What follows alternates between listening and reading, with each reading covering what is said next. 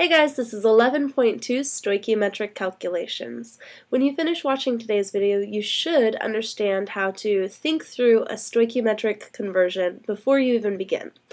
That means you should be able to formulate and execute sort of like a game plan with how to attack these problems. Also, you should be able to solve multiple different types of stoichiometric calculations. Without further ado, let's go ahead and jump straight in. Yesterday and in the last video that we watched, we learned about mole ratios.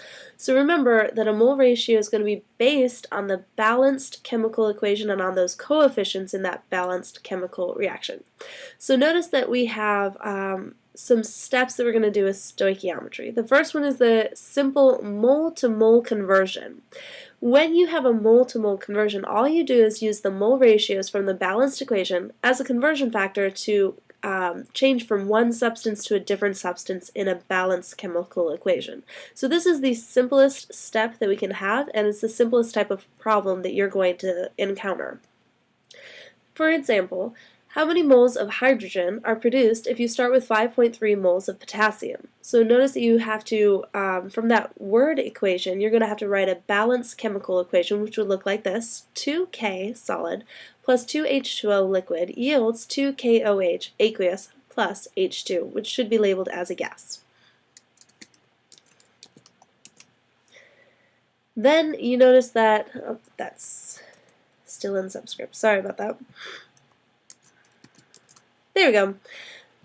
So the first thing that you're going to do is have to figure out a game plan. And so when you are working with this, you need to think, what are they starting me with and what do they want me to end with? And in this case, you're going to start with moles of potassium and you want to end with moles of hydrogen. So that's a simple one-step problem where you use the mole ratio to convert from potassium straight into hydrogen. So notice how I set up my table with 5.3 moles of potassium first. Then I'm going to set up my conversion factor, and I'm going to base that conversion factor on the coefficients from the balanced chemical equation. So notice that I've highlighted this in red so you can track it along with me. For every 2 moles of potassium, I have 1 mole of hydrogen. So notice that I put the 2 moles of potassium on the bottom so that it will cancel. Remember, as soon as you write these problems out, whatever they give you to start immediately goes in the bottom right box in your table because you have to cancel the units that you start with. So we knew that we would immediately need to put moles of potassium on the bottom. And then we're turning it directly into moles of hydrogen because we have that mole bridge or the mole ratio bridge where we could go directly across the equation from one thing to a different thing with the mole ratio. After that, just cancel your units and make sure that you have what you desire. And notice how moles of potassium will cancel since it's on top and bottom, and we end up with what we want, which is moles of hydrogen. Then you are going to multiply on the top, divide by the bottom, and make sure your answer has correct significant figures. So 5.3 divided by 2 is 2.7, and that's our final answer. Now that is the simplest type of conversion that you can have, a mole-to-mole conversion. It's only one step because I can go directly from moles of A to moles of B. This next one is going to be a two-step conversion instead of just a one-step conversion. So notice that we start with stoichiometric mole-to-mass conversions. So this is going to be when they give you moles and they're asking for mass or grams of a different thing. Notice that first you will use the mole ratio to convert from moles of what you have into moles of what you are looking for or what you desire. And then the second step that you're going to do is to use the mole to mass conversion with our molar mass. Remember, grams to moles and moles to grams, that's molar mass. And so you're going to use that to convert from moles of what you want into grams of what you want. So our game plan, we know that we're going to need two conversions because we have two steps in this game plan.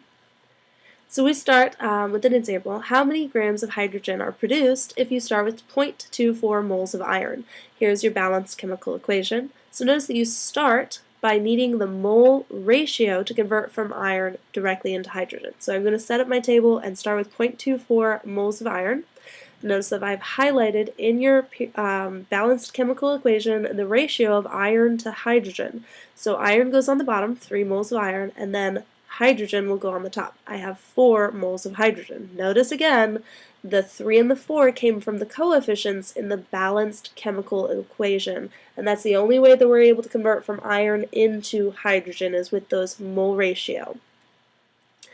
Now that we have hydrogen, which is what we want, we need to just change the units. So we need to use our, again, our molar mass to convert 1 mole of hydrogen into its molar mass, which is 2.02 grams of hydrogen. So we did that all in chapter 10. We did that many, many times, the moles to grams. So this should be something you are a pro at. After that, make sure that you are going to check your units to see that they cancel.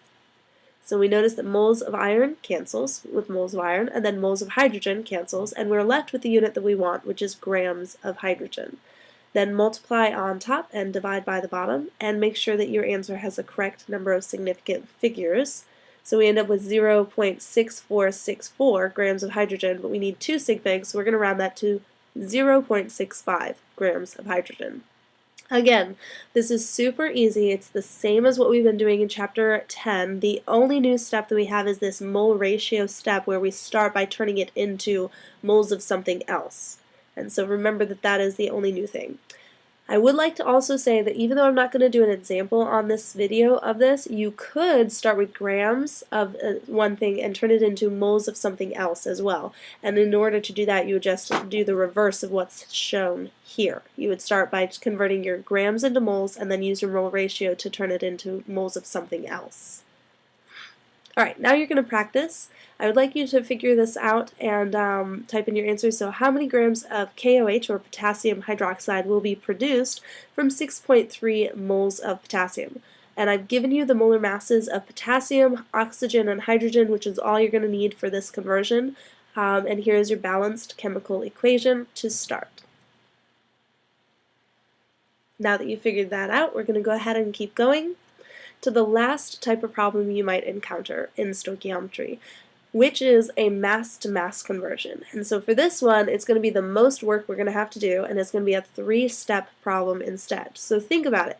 If we have mass, we have grams. We can't convert grams directly into something else. First, we have to convert it into moles.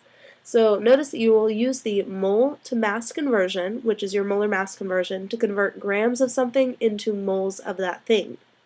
Then you're going to need your mole ratio to convert moles of what you have into moles of what you want in the problem. After you've done that, you can use the mole to mass conversion again, and in this case you're going to be converting from mass of moles of what you have into mass of what you want. So that's the final step. How many grams of aluminum would you need to produce 150 grams of aluminum oxide? Here's your balanced chemical equation. And notice that they're saying first you need to convert grams of aluminum oxide into moles of aluminum oxide, because you can't go directly from aluminum oxide into aluminum. You have to start by converting it to moles first. So notice that I put my molar mass at the bottom to convert grams of aluminum oxide into 1 mole of aluminum oxide. Again, with molar mass, with this conversion, it's always grams to 1 mole, because that's grams per mole, and you find that on your periodic table.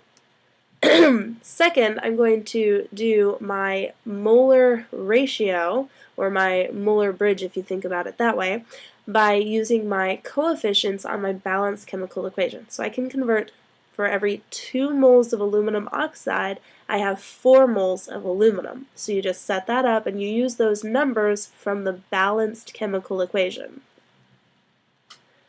Then, last but not least, I'm going to convert my moles of aluminum back into grams of aluminum so that I can end with the unit that they wanted, which was grams of aluminum. So notice that this is a 3-step problem. First you converted grams to moles, then you used your mole ratio, and then you converted moles back into grams. After that, cancel your units and make sure you end with the one that you want. So grams will cancel, moles will cancel, and then moles of aluminum also cancel, and we're left with just grams of aluminum. Multiply everything on the top, and then divide by the things on the bottom. And when I typed this in my calculator, I would actually type in 150 times 4 times 26.98, push equal. Then I would push divided by 96.94, and then equals, and then I would put it divided by again, and I'd write divided by 2. So that's one way to do this. Or you could just multiply everything on top, multiply the things on the bottom, and then divide the 2 numbers afterwards. But I like it better when I'm just typing it straight into my calculator. You're going to then need to make sure that you have the correct number of significant figures. So this answer is 83.49 grams of aluminum, and because we have 0.49, we need to round that to 83.5 to have the correct number of significant figures in the end. Now, if 150 didn't have the decimal, it's important to remember that that would have only been 2 significant figures, but because of the decimal, that's why 150 has 3.